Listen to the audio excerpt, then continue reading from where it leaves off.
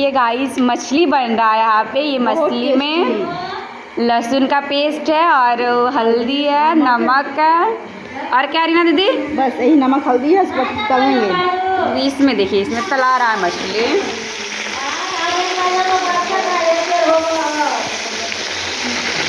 Fry हो रहा है, उसके बाद ग्रेवी बनेगा। उसके लिए मेरे पास है ये ऑनियन और ये मसाला है सारा। इसमें कौन कौन सा मसाला है?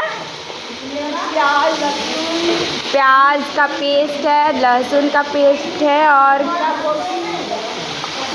और वो जीरा मरीच का है और ये सरसों का पेस्ट है। फ्राई मछली देखें।